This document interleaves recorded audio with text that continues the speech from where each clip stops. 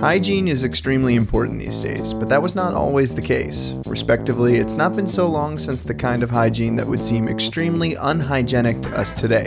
Today we'll show you how hygiene looked at that time. Let's go. Number 5. Soap is not a new invention. It's already been more than 3,000 years since it was invented and was being used in the Middle Ages, but only in so-called bathhouses, where everyone shared the same water.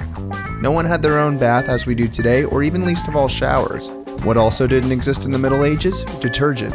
Clothes were washed with brine, ash, sulfur, and even urine. So after the laundry, clothes certainly didn't smell like a lovely spring day. Number 4, of course it's not better, but we'll stick with urine. With urine, we don't usually think of it as hygienic. In fact, we think quite the opposite. But back then, the whole thing looked a bit different. People used pee not only for various drugs, since it was thought to have healing effects, but also for bleaching. They used urine to make teeth whiter.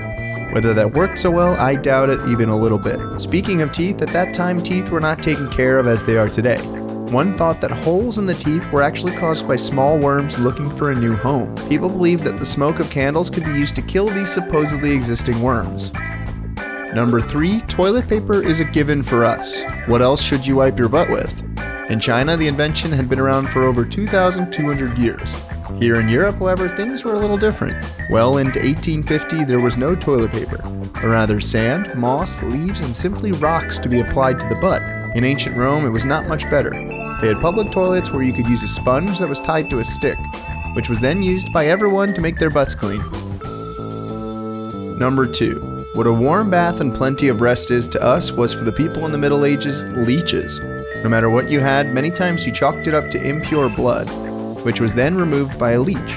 Leeches are also partly used today to treat certain diseases. For example, osteoarthritis in the knee. The saliva of leeches is inflammatory in such cases.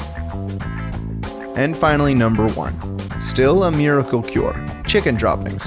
At least in the 17th century, the droppings of chickens were recommended by many doctors. One should apply the mud to your scalp. This would especially help for hair loss. But even bad breath, the sterility of chicken droppings might help. Okay folks, well I hope you found some of this historical hygiene interesting, and if you like this video, why not check out another one right here. Until next time, bye!